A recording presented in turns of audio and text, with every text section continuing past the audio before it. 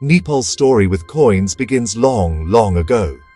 Before Nepal made its own money, coins from other places were used. Archaeologists have found ancient coins in different parts of the country. These finds tell us about early trade and connections. They show that people in this region were part of a larger network of commerce. The coins are like small pieces of history, revealing stories of ancient kingdoms and their influence. They prove that the land we now call Nepal was not isolated. It was a crossroads for travelers, traders, and ideas. The history of money here started with these foreign treasures. One type of early coin found is the punch-marked coin. These are some of the oldest coins discovered in the Indian subcontinent. They were made by stamping different symbols onto a piece of silver. Each symbol had a meaning, perhaps representing a king or a region. Finding these coins in the Terai region of Nepal suggests that trade routes were very active. People used these coins for buying and selling goods. It was the beginning of a monetary economy. This was a big change from simply trading goods for other goods, a system known as barter. Another important find includes coins from the Kushan Empire. The Kushans were a powerful dynasty that ruled over a large area, including parts of modern-day India, Pakistan, and Afghanistan. Their influence reached the southern plains of Nepal. Coins of Kushan kings like Kanishka and Huvishka have been unearthed here. These coins often had images of kings on one side and gods on the other. Finding them in Nepal shows the strong political and cultural ties between the regions.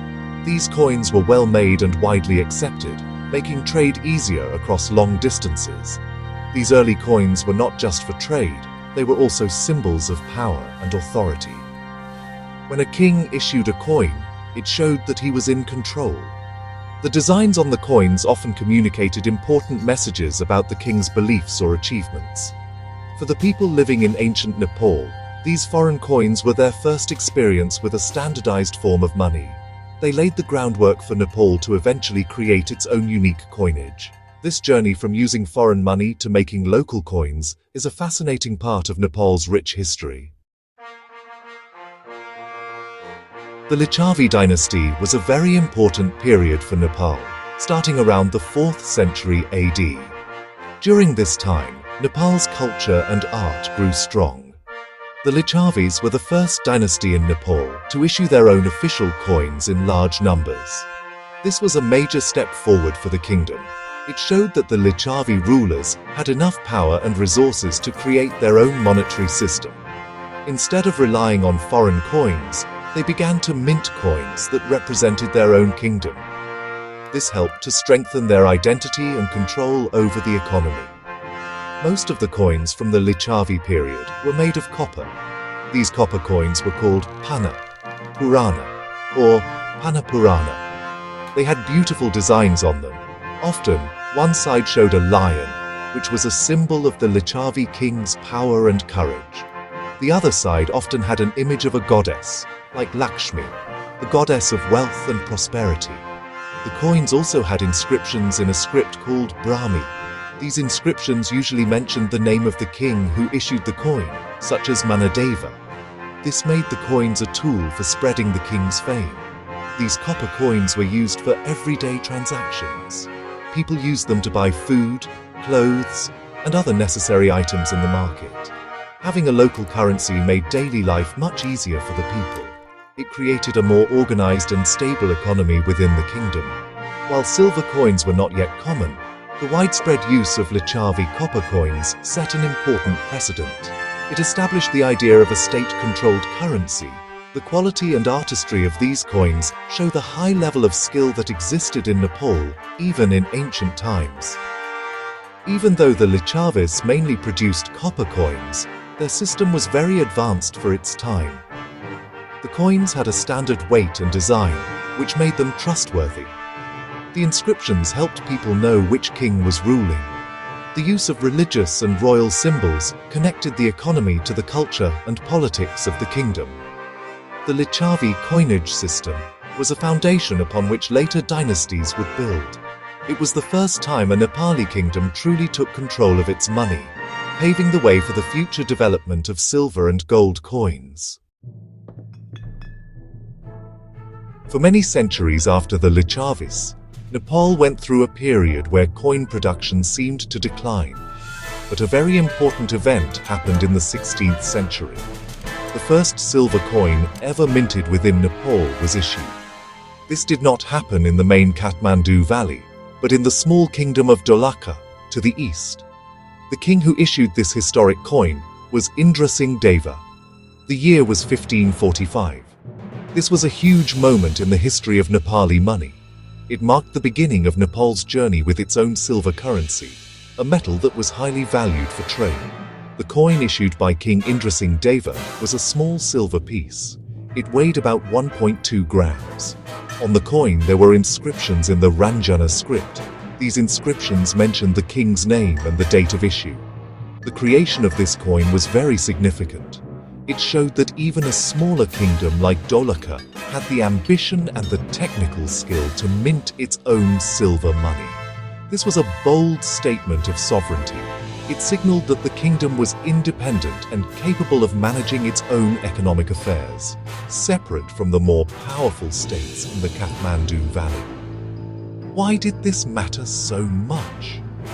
Silver was the preferred metal for important trade, especially with Tibet. For a long time, Nepali traders had to use Tibetan or other foreign silver coins for business. By minting its own silver coin, Dolakha was trying to gain more control over this profitable trade. A local silver coin could be used to pay for goods like salt and wool from Tibet. This made trade smoother and more profitable for the local merchants. It was a strategic economic move that aimed to boost the kingdom's wealth and influence in the region. The impact of this first silver coin was profound, even though it was produced in a small quantity. It set a precedent. It showed other kingdoms in Nepal that minting silver was possible and beneficial. It was the spark that would soon ignite a new era of coinage in the country. Soon after, the powerful Malla kings of the Kathmandu Valley would follow this example and start producing their own silver coins on a much larger scale. The small coin from Dolakha was a pioneer, opening the door for the silver currency that would dominate Nepal's economy for the next several centuries. The Malla period was, really a golden age for art and culture in the Kathmandu Valley, and this definitely extended to their coinage. Following the example set by Dolakha, the Malla kings began to mint their own silver coins. The first Malla king to issue a silver coin in the Kathmandu Valley was Mahendra Malla of Kantipur, or Kathmandu, in the middle of the 16th century. His coin, known as the Mahendra Mali, became, quite famous. It was made of high-purity silver and had a standard weight of about 5.4 grams. This coin was so well made and reliable that it became highly sought after, especially for trade with Tibet. The design of Malla coins was very distinctive and full of meaning. They were usually square or round, and the coins were covered with intricate designs and inscriptions, leaving almost no empty space at all. The inscriptions were often in Sanskrit or Newari, and included the king's name, the date, and religious symbols. Common symbols included the trident, or Trishula, of Lord Shiva, the conch shell, or Shankha, of Lord Vishnu, and the 8 auspicious symbols of Buddhism, known as Ashtamangala. This really showed the deep religious devotion of the Malla kings and their people. The coins were not just money, they were also expressions of faith and culture. As the Malla kingdoms of Kantipur, Bhaktapur, and Patan grew, so did their production of silver coins. These coins were crucial for the booming trade with Tibet. Nepal had an agreement to supply coins to Tibet, which brought great wealth to the Malla kingdoms. However, this also led to problems. To make more profit, some later Malla kings started debasing the coins. This means they mixed cheaper metals like copper with the silver, reducing the coin's purity and value. This practice eventually damaged Nepal's reputation and caused economic disputes with Tibet. Despite the issues of debasement, the Malla period was incredibly important for silver coinage. The Malla silver rupee, often called the tanka, set the standard for what a Nepali coin should look like. Its design elements, such as the intricate patterns and the placement of inscriptions, influenced coin designs for centuries to come. The widespread use of these silver coins firmly established a monetized economy in Nepal. They were used for everything from major trade deals to paying taxes and salaries. The Malla silver coins are a testament to the dynasty's economic power and artistic achievements. After Prithvi Narayan Shah unified Nepal in the late 18th century, the Shah dynasty came to power. They continued the tradition of minting silver coins, but they introduced their own standard coin called the mohar. The silver mohar became the main currency of the newly unified kingdom. It was based on the standard set by the earlier Malla coins, but it was now issued under the authority of the Shah kings. This, really helped to unify the economy of the different regions that were now part of one country. The mohar became a symbol of the new dynasty's power and control. The silver mohar typically weighed around 5.4 grams, similar to the Malla coins it replaced. Its value was set against other smaller coins. For instance, one silver mohar was usually equal to 2 suka, 4 dyak, or 128 copper paisa. This system of subdivisions made it easier for people to conduct transactions of all sizes. The mohar was used for larger payments, like buying land or paying government taxes, while the smaller copper coins were used for daily market purchases. This organized system helped the economy of the growing nation to function more smoothly. Over time, the design and standard of the mohar changed. In the early days, the coins were handmade, so each one was slightly different. They featured the king's name, the date, and religious symbols like the sword or khadga, representing power. However, as technology improved, the minting process became more uniform. A significant change happened in 1903 during the reign of King Prithvi Bikram Shah. This was a major monetary reform. New machinery was introduced to the mint, which allowed for the production of machine-struck coins that were perfectly round and uniform in quality. This 1903 reform was a big step towards modernizing Nepal's currency. The new machine-made mohars were more difficult to counterfeit, which increased public trust in the money. The reform also helped to standardize the weight and purity of the silver coins across the entire kingdom. The introduction of the silver mohar and its later modernization under the Shah dynasty were crucial for creating a stable and unified national economy. The mohar remained the primary silver coin of Nepal for over 150 years, playing a central role in the country's economic life until further reforms in the 20th century. The period from 1901 to 1925 was a time of transition for Nepal's silver coinage. The primary silver coin in circulation was still the mohar, which had been the standard since the Shah dynasty began. During these years, coins were issued under the names of 2 kings, Prithvi Bikram Shah until 1911, and his son Tribhuvan Bikram Shah. This era is particularly interesting because it, bridges the gap between the old handmade coin traditions and the new, modern machine minting methods. The 1903 reform had a lasting impact on all coins produced during this time. The main silver coin was the 1 mohar piece. However, a system of smaller silver coins, or subdivisions, was also in use. These were fractions of the mohar, and were very important for smaller transactions that were too large for copper coins. The subdivisions included the half mohar, known as a suka, the quarter mohar, known as a dyak, and even smaller silver pieces. These coins allowed for greater flexibility in the economy. For example, a person could use a suka or a dyak to buy goods that were more expensive than a loaf of bread, but less expensive than a bag of rice. The designs on the coins from this period continued the traditions of the past, but with a more modern look. The machine-struck coins were clean and precise.